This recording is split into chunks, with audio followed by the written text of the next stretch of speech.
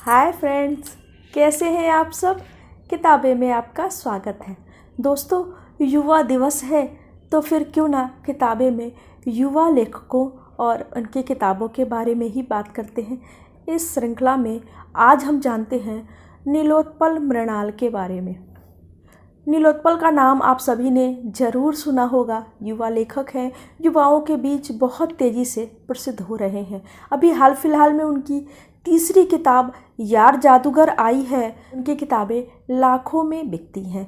नीलोत्पल मृणाल ने युवाओं को मोबाइल से किताबों की ओर मोड़ दिया है। यह एक सुखद और अच्छी शुरुआत है।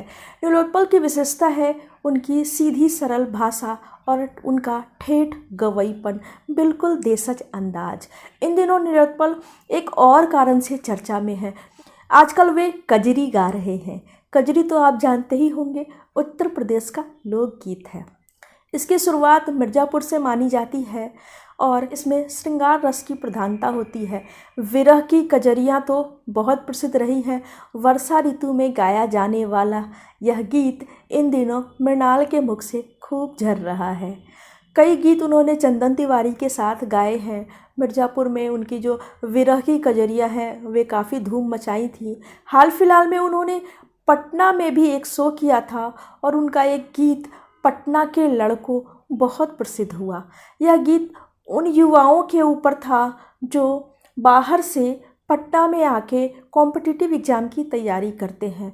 बिहार में जो एजुकेशन हब के रूप में जो शहर है वह पटना ही है और पूरे राज्य से स्टूडेंट वहाँ पे पढ़ाई के लिए आते हैं, प्रतियोगी परीक्षाओं की तैयारी के लिए आते हैं। तो वो किन सपनों के साथ आते हैं और किस तरीके की दिक्कतों का सामना करना पड़ता है।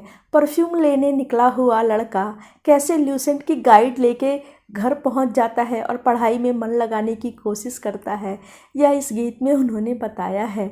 काफ़ी फेमस हुआ यह भी। और इससे कुछ दिन पहले याद है 2019 में उनका गमछा ट्रेंड काफ़ी फेमस हुआ था। दिल्ली के कनॉट पैलेस में गमछा ओढ़ने के कारण उन्हें एक रेस्टोरेंट में घुसने नहीं दिया गया था। इसके बाद उन्होंने मुहिम छेड़ दी थी देसी पहनावे को स्वीकृति देने के लिए। सोशल मीडिया में उनका यह ट्रेंड काफ़ी छाया। बहुत सारे युवाओं ने समर्थन किया और रेस्टोरेंट को माफ़ी तो मांगनी ही पड़ी, गमछा को एंट्री भी देनी पड़ी।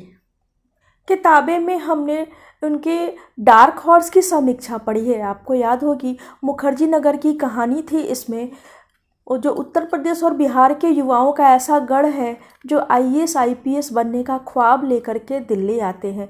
ये युवा किस तरीके से वहाँ रहते हैं, जब ख्वाब टूटते हैं तब क्या होता है, ख्वाब पूरे होते हैं तब की कथा तो सब जानते ही हैं। तो ये सारी जो कहानी है डार्क हॉर्स में हमें पढ़ने को मिलती है। यह भी बहुत प्रसिद्ध हुई थी किताब, आप सबने ज़रूर पढ़ी होगी। बीच में नीलोत्पल का एक और गीत ओला बरसे या सोला, यह किसानों को समर्पित था। यह भी काफ़ी प्रसिद्ध हुआ था। अब बात करते हैं यार जादूगर की। हाल फिलहाल यह किताब छप के आई है और तुरंत पाठकों ने इसे हाथों हाथ लिया, दिल से लगा लिया। बहुत ज़्यादा चर्चे हैं इसके, लोग बहुत पसंद कर रहे हैं इसे। जानते हैं इसमें क्या है खास। यह बिल्कुल अलग तरीके की कहानी है। आपको पता ही होगा नीलोत्पल की भाषा तो देशज है, लेकिन जो उनका कथानक चुनने का तरीका है वह बिल्कुल डिफरेंट होता है। उनकी कहानियों की बात करें या उपन्यास की, उसकी जो कथा होती है वह बिल्कुल अलग होती है, आम किताबों से अलग, और यही पाठकों को बांध लेती है। यार जादूगर, जिसका कि शीर्षक ही थोड़ा सा अलग है, लगता है कि पता नहीं किसी जादूगर की कहानी है क्या है, और इसलिए काफ़ी दिनों से युवक इस किताब का इंतज़ार कर रहे थे। इसकी कहानी है एक पहाड़ी की तलहटी में बसे गांव की जीवन शैली ऐसी है कि यहाँ पे लोगों के पास मोबाइल भी है और सामान्य जीवन भी उनका चल रहा होता है। बिल्कुल आज की कथा है। आज की जैसे हमारे आसपास जो लोग दिखते हैं वैसे ही लोग हैं इस गांव में। कथानक में जो पात्र हमें दिखते हैं वह हमें गुदगुदाते हैं, हंसाते हैं, आगे बढ़ते हैं। पृष्ठ दर पृष्ठ यह किताब हमें बांध लेती है, पढ़ने पे विवश करती है, सोचने के लिए बहुत सारे कल्पना के रंग देती है। हम सोचते हैं अच्छा ऐसा हो रहा होगा, अच्छा आगे जाके ऐसा होगा, पर जो अंत है वह हमारी सोच, हमारी कल्पना से बिल्कुल अलग है और यह अच्छा है। जब हम अंत तक पहुंचते हैं और हमारी कल्पना से अलग रिजल्ट जब हमें मिलता है, अंत जब मिलता है, तो खुशी होती है। इस किताब में उन्होंने सामान्य घटनाओं और सामान्य विवरण के माध्यम से ही दार्शनिकता की ओर ले जाने का प्रयास किया है, अध्यात्म से जोड़ने का प्रयास किया है। दोस्तों, वीडियो पसंद आई हो तो इसे लाइक करें, चैनल को सब्सक्राइब कर लें, साथ ही बेल आइकन को भी प्रेस करना बिल्कुल ना भूलें। Thank you. हम के अभिमान को संभाला जा सकता है, पर मैं का अहंकार बहुत शोर करता है। ऐसे बहुत सारे मज़ेदार संवाद जो हैं इस किताब में पढ़ने को मिलते हैं, जो हमें लंबे समय तक याद रह जाएंगे। कथा है अवध बाबू की। वह ज़मींदार हैं गांव के। उनके एक पुत्र की मृत्यु हो चुकी है और एक तांत्रिक की मदद से वे उसे जिंदा करवा के लाते हैं। जी हाँ, आप सही सुन रहे हैं, पुत्र को जिंदा करवा लिया जाता है और उसकी देख रेख के लिए फूलचंद को रखा जाता है। फूलचंद उस बालक की देख रेख करता है। वह बच्चा जिंदा तो होता है, लेकिन बिल्कुल बदल जाता है, युवा नहीं रहता है, एक अबोध बालक की तरह हो जाता है। हम जब कहानी के साथ आगे बढ़ते हैं तो देखते हैं कि बहुत सारे लोग हैं गांव में जिनके बच्चे या कोई ना कोई मर चुका था, उसे वे लोग तांत्रिक की मदद से जीवित कर देते हैं। तांत्रिक के पास ऐसी शक्तियाँ हैं कि वह मूर्तियों को भी ठोक पीट के जिंदा कर लेता है।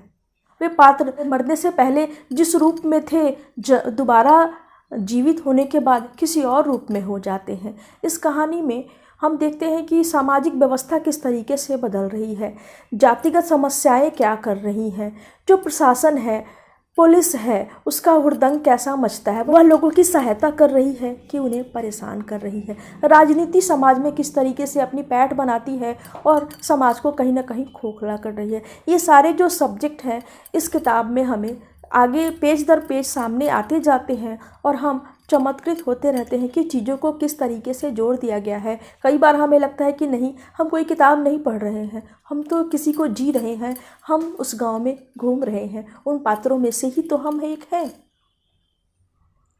जो पात्र हैं इस कहानी के, मरने के बाद जो जीवित हुए हैं, वे कहते हैं कि इस ज़िंदगी से तो मौत ही भली है। वे ऐसा क्यों कहते हैं, यह आपको यह किताब पढ़ने के बाद ही पता चलेगा। मैं पूरी कहानी विस्तार से नहीं बता रही हूँ, क्योंकि तब आपको पढ़ने में उतना मज़ा नहीं आएगा। जो रहस्य रोमांच से भरी हुई किताबें होती हैं, उन्हें अब खुद से ही पढ़ना चाहिए, तभी तो मज़ा देती है। अगर पूरी कथा मालूम हो जाए, पढ़ने का क्या मज़ा आएगा, है ना। तो इस किताब को आप पढ़िए और फिर जानिए, और यकीन मानिए एक अच्छी किताब पढ़ने का सुख आपको मिलेगा। निश्चित रूप से आपको यह किताब पसंद आएगी। मैं पहले ही कह रही हूँ, इसकी भाषा आपको बांधेगी, इसका ठेठ गवई देसीपन पसंद आएगा। जो व्यंग्यात्मक लहजा है, संवाद है, वे आपको हंसाएंगे और बीच बीच में ऐसे संवाद आएंगे जो आपको लंबे समय तक याद रहेंगे और सोचने पे विवश करेंगे। किताब के टैग लाइन है, मृत्यु एक सीधी रेखा है जबकि जीवन एक घुमावदार रास्ता। मृत्यु एक सुलझा हुआ धागा है जबकि जीवन उलझे हुए धागों का समूह, जिसे कोई चमत्कार नहीं सुलझा सकता है। जबकि किताब में चमत्कारों की बात की गई है। ऐसा क्यों है, यह भी आपको किताब पढ़ने के बाद ही पता चलेगा। तो आप उठाइए इस किताब का लुत्फ़ और फिर मुझे बताइए कि यह आपको कैसी लगी। मिलती हूँ मैं अगली वीडियो में अगली किताब के साथ। Bye bye.